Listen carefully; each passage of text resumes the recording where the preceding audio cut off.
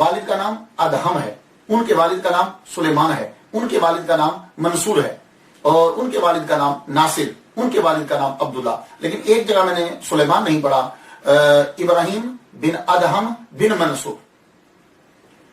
یہ ان کی جو نسل ہے وہ کوفہ میں، یہ عربی نسل ہے، یہ کوفہ کے اندر جو ہے یہ پیدا ہوئے، یعنی ان کا خاندان جو ہے. پھر کوفہ سے مائگریشن بلخ کے اندر آ کر، جو اب رشیا کی سٹیٹ میں آ جاتا ہے، وہاں آ کر یہ بسنے لگ گئے. اب اس کے اندر دو سٹوری ہیں. ایک تو جو ہم کامن بچپن سے سنتے آ رہے ہیں کہ ابراہیم بن ادہم جو ہیں، ابراہیم جو ہیں، یہ ان کا خاندان جو ہے وہ حکومت کیا کرتا تھا. لیکن ایک کتاب مجھے ملی ہے، تذکرہ خواجگان چشت جو ہے، یہ کتاب جو ہے حضرت الہدیہ نے لکھی ہے. ان کا نام ہدیہ نامی ان کا جو ہے وہ یہ ہے. وہ کہتے ہیں کہ یہ کتاب خواجہ میری چشتی رحمہ اللہ تعالیٰ نے خواب کے اندر اس کتاب کو بڑا پسند کیا ہے. اس کتاب کے اندر ابراہیم بن ادہم جو ادہم ہیں، ان کی سٹوری کو کچھ یوں بیان کیا گیا ہے. تو میں وہاں سے اسٹارٹ لینا چاہتا ہوں. کہتے ہیں کہ یہ ادہم جو ہیں، یعنی ابراہیم کے والد، یہ کلندر تھے، یہ کلندر ہیں، درویش. یہ یوں ہی چلتے چلتے بلخ کی ریاست میں پہنچے. تو آپ کو معلوم ہے کہ پرانے دور کے اندر کیا ہوتا تھا کہ جو بھی ملک ہوتا تھا اس کا دروازہ ہوتا تھا، فصیل ہوتی تھی، وہ ملک اندر ہوتا تھا. تو یہ انہوں نے کیا کیا کہ اس شہر کے باہر ہی جھونپڑی ڈال لی اور وہی رہنے لگے، وہاں رہ رہے ہیں. ایک دن ایسے ہی خیال آیا کہ چلو شہر کے اندر داخل ہو جاتے ہیں. اب شہر کے اندر داخل ہوئے. تو جب داخل ہوئے تو اسی وقت شہزادی جو تھی اس کی سواری آ رہی تھی. شہزادی کی سواری آ رہی تو آپ اپنی کلندرانہ شان سے سڑک کے کنارے سڑک پہ چل رہے ہیں. تو آپ کو معلوم ہے کہ جب بادشاہ یا اس کی فیملی کا کوئی آدمی آتا تو ہٹو بچو رستہ دو، یوں ہی ہو رہا تھا، ہٹو بچو رستہ دو. شہزادی صاحبہ جو ہے ان کی سواری آ رہی ہے. تو پولیس والے نے روٹین کے مطابق ابراہیم بن ادہم جو ہیں، ابراہیم بن ادہم نہیں، ادہم جو ابراہیم کے والد ہیں، ادہم جو ہیں، ان کو بھی کہا ہٹو شہزادی کی سواری آ رہی ہے. آپ کو بڑا برا لگا. آپ کو پتا ہے کلندر جو ہوتا ہے نا اس کا ایک سٹائل ہی ڈفرنٹ ہوتا ہے لائف کا. آپ کو بہت عجیب سا لگا. آپ نے ایک دم سے یوں دیکھا، اس نے اتنے زور سے آپ کو دھکا دیا، آپ نے یوں دیکھا. بڑے بھائی کیوں دھکا دے رہے ہو؟ کہاں شہزادی کی سواری آ رہی ہے. کون شہزادی؟ بس وہ اتنی بات کر ہی رہے تھے کہ شہزادی کی سواری جو ہے وہ قریب سے گزری. آپ کی نظر اٹھی ہوئی تھی. ایک دم سے ہوا جو ہے وہ چلی تو وہ پردہ جو ہے وہ ہٹا. جب پردہ ہٹا تو وہ ایک نظر آپ کی ان کے چہرے کے اوپر پڑ گئی. چہرے کے اوپر پڑی نظر. تو آپ کو معلوم ہے کہ پہلی نظر تو انسان کے بس میں نہیں ہے، تو کئی چیزیں ہمارے سامنے آتی رہتی. آپ نے ایک دم سے نظر نیچی کر لی. نظر آپ نے نیچی کی، وہ سواری جو ہے وہ چلتی جا رہی ہے، آپ بھی سواری کے پیچھے پیچھے چل پڑے. یہ محل کے اندر جو ہی داخل ہوئے تو ادہم بھی محل کے اندر داخل ہوئے. محل میں داخل ہوئے، آگے بادشاہ سے ملاقات ہو گئی. لوگ بیٹھے ہوئے، دربار ہے. بادشاہ پوچھتا ہے کہ ان سے پوچھو یہ کیوں آئے ہیں. وزیر آگے بڑھا، ادہم سے پوچھتا ہے رحمت اللہ علیہ سے، آپ کیوں آئے ہیں؟ اب کلندرانہ شان دیکھیے، یوں چہرہ مبارک اٹھایا اور فرمانے لگے، بادشاہ سے جا کے بولو ہم تمہاری بیٹی سے شادی کرنا چاہتے ہیں، ہمیں اللہ نے آرڈر دیا ہے. بادشاہ ایسا جملہ برجستہ آدمی ایک عام گھر کے اندر جا کے نہیں کہتا کہ میں تمہاری بیٹی سے شادی کرنا چاہتا ہوں، وہ کسی اور کو بھیجتا ہے. لیکن یہ کلندر بادشاہ کے دربار میں کھڑا ہو کے کہہ رہا ہے کہ میں تمہاری بیٹی سے شادی کرنا چاہتا ہوں. ایک دم بادشاہ چپ کر گیا، کیونکہ گفتگو ہی ایسے دبدبے کے ساتھ تھی. بادشاہ کیا جواب دے؟ بادشاہ نے قریب بلا لیا، تمہارا اصل نسب کیا ہے؟ اب بتانے لگے. کلندر بتانے لگا میں کس کا بیٹا. بتا رہے ہیں میرے باپ کا نام، میرے باپ کا نام، میرے باپ کا نام. اور اپنا شجرہ جو ہے یہ ان کا سیدھا جا کے ملا حضرت عمر فاروق رضی اللہ تعالیٰ عنہ سے. تو حضرت عمر فاروق رضی اللہ تعالیٰ عنہ کی اولاد سے جب شجرہ نسب بتایا، کہنے لگا بھائی خاندان تو تمہارا بہت اچھا ہے. اچھا ہم سوچ کر تمہیں جواب دیں گے، تم 3 دن کے بعد آنا. تو ادہم جو ہیں وہ چلے گئے اپنے خیمے میں، 3 دن سے عبادت کر رہے. 3 دن کے بعد پھر دربار میں آ گئے. دربار لگا ہوا، بادشاہ کی نظر پڑی. وزیر سے کہنے لگے یار یہ تو آ گیا. کہا بادشاہ آپ نے جو ذہن میں سوچا ہے اسے چھوڑیے، آپ اپنی بیٹی کی بیاہ اس کے ساتھ کریں گے، لوگ کیا کہیں گے؟ تو کہا میں زبان دے چکا ہوں، کہا آپ چھوڑیے، آپ اٹھ کے دربار سے چلے جائیے، میں ہینڈل کرتا ہوں اسے.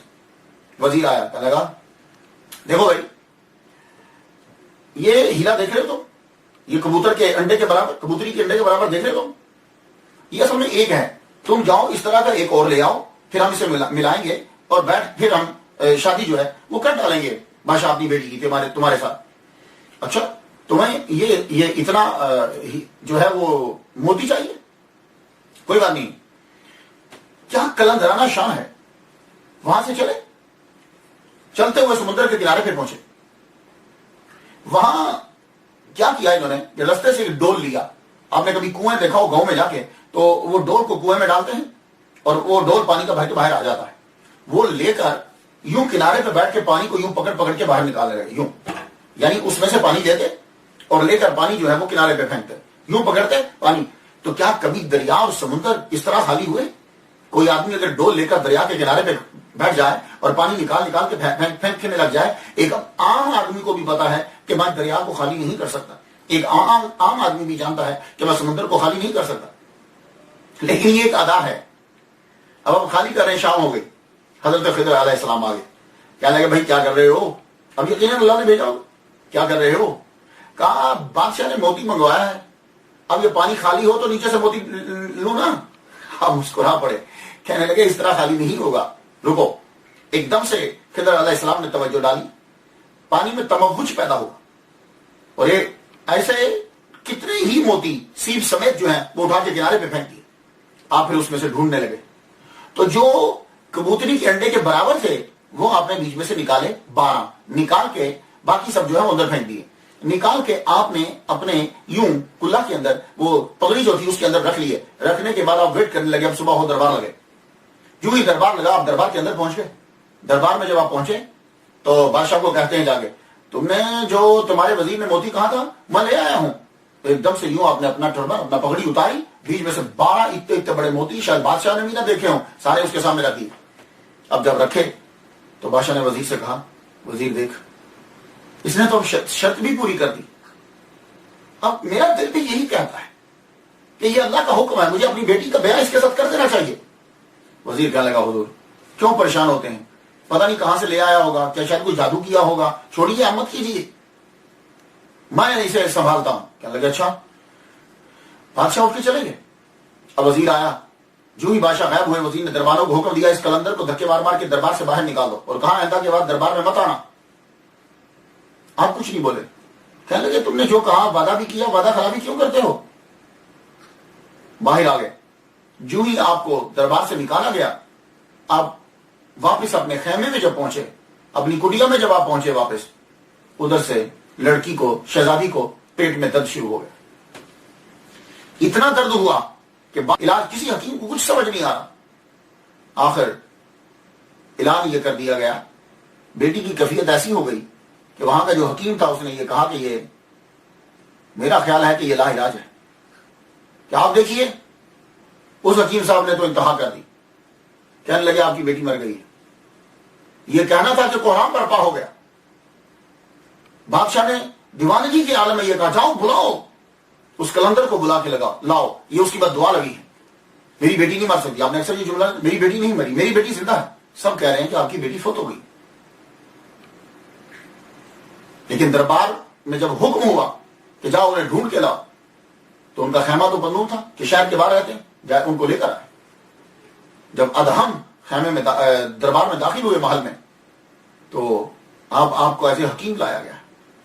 آپ قریب آئے، فرمانے لگے تمہاری بیٹی مری نہیں ہے، جاؤ تم ایسا کرو، کوئی نشتر لے کر کوئی چیز کاٹنے کے لیے کرا، جیسے بلیڈ جیسی ہوتی ہے یا نائف جیسی، لیکن بہت تیز ہو۔ آپ نے ہاتھ پکڑ کر یہاں سے کٹ لگایا تو خون جو ہے وہ نکلنے لگا۔ خون جب بہہ چکا تو ایک دم سے لڑکی اٹھ گئی، شہزادی اٹھ گئی، اسے سکتہ تھا، سکتے کی وجہ سے وہ بے ہوش ہوئی اور لوگوں نے سمجھا کہ شاید یہ فوت ہو گئی۔ جب بیٹی کو بادشاہ نے زندہ دیکھا تو اس نے اعلان کیا میں اس بیٹی کا نکاح اس کلندر کے ساتھ جو ہے وہ میں کرتا ہوں۔ تو یہ سٹوری جو ہے یہ میں نے اس کتاب کے اندر پڑھی ہے۔ حضرت ہدیہ جو ہے وہ اسے بیان کرتے ہیں اور کہتے ہیں کہ یہ کتاب شاہ جہاں جو ہے وہ اپنے زیر مطالعہ رکھتا ہے۔ اس کے اندر جتنے چشتی ہیں، چشت اہل بہشت ہیں، ان کا ذکر جو ہے وہ کیا گیا ہے پہلے سے لے کے آخر تک، جیسا بھی ان کا اپنا ایک سلسلہ تھا۔ تو یہ ادہم جب نکاح ہو گیا تو اب بادشاہ نے کہا کہ تم دونوں میری بیٹی سے نکاح کر لیا کہ تم میرے محل میں رہو، اب کیا لگا نہیں، ہم قلندر ہیں، یہ ہماری بیوی ہے، یہ بھی اسی طرح ہی رہے گی۔ اب آپ سمجھے ہوگے کہ ابراہیم ابن ادہم جو ہیں، یہ تخت کو، تاج کو، سلطنت کو آخرکار انہوں نے کیوں چھوڑ دیا؟ میں بڑا تلاش کی، کیوں؟ ریزن ضرور ہوتی ہے، جواب یاد رکھیے گا۔ بچہ اگر ایک چیز کو چھوڑ کے، بادشاہت کو چھوڑ کر ہٹ رہا ہے تو کوئی ریزن تو ہے۔ تو میں یہ ریزن تلاش کرنے لگا کہ سب لوگ یہی بیان کرتے ہیں کہ ابراہیم ابن ادہم جو ہیں انہوں نے سلطنت کو چھوڑ دیا، تخت کو چھوڑ دیا، لوگ زور لگاتے رہے، دولت کو، وجہ کیا ہے؟